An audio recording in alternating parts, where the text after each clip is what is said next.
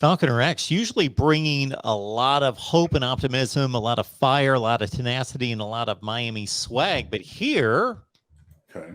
do we know what he's alluding to in particular, other than Bama? How are these out-of-state schools beating out Miami, Florida State, UF, for South Florida 4 and 5 stars? Yeah, it's just going back to Is he talking about, not to cut you off, is he talking about recent activity? Yes and no. Yeah, I mean, well, there was Mark Fletcher from American Heritage, 4-star running back who committed to Ohio State 2 weeks ago now, I believe it was. You got Brandon Innis, 5-star wide receiver. He's taking visits all over the country. He just locked in an official visit somewhere that's not Miami. I forget if it was Alabama, Georgia, USC. It was a team with red.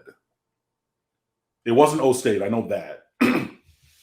But I know he did just lock in an official visit somewhere else, which, isn't everything, but that's also not nothing, But it's really, you have to, there's positives for other places, and also there are negatives for Miami.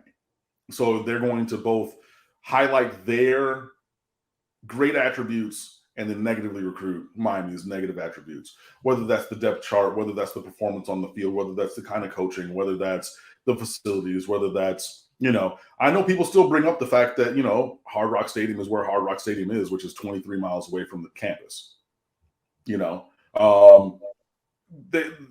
so there's that. And I'm not going to pretend like the Bagman game doesn't exist, because it does.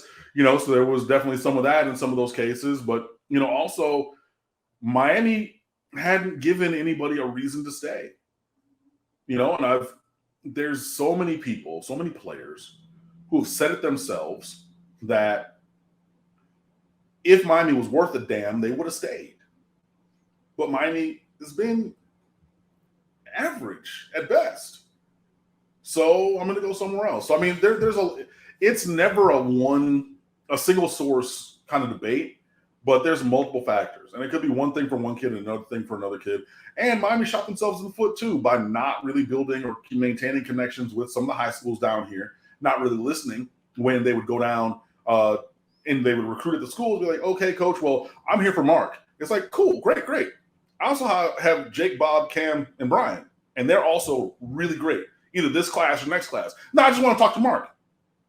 Okay, cool. But then Nick Saban comes down and he's like, oh, okay, you can talk to Mark, but we also got all these dudes. Oh, word? Really?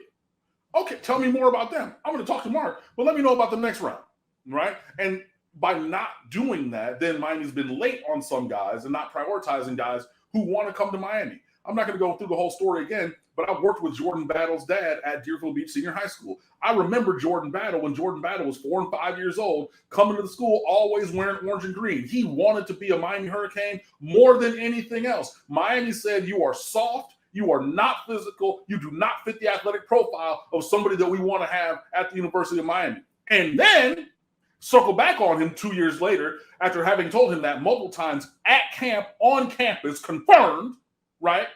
When he came down to work out, trying, begging for an offer. Please, my dad's a huge fan.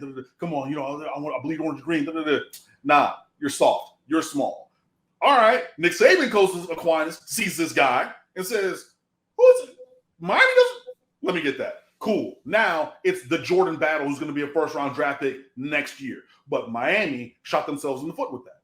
So that's a self-inflicted one of a kid that I know for a fact wanted to be a Hurricane. How many other times has that happened? More than a couple.